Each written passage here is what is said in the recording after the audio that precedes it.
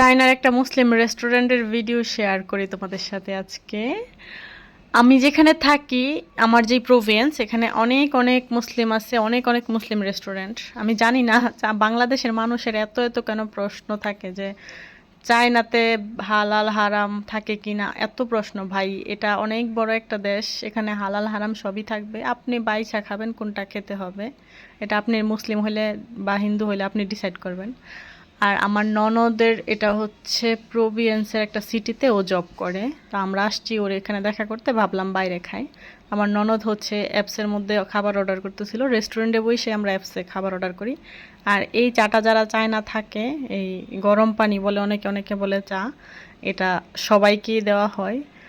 আর খাবার অর্ডার করতেছিলাম, কে কোনটা খাবো ডিসাইড করতেছিলাম।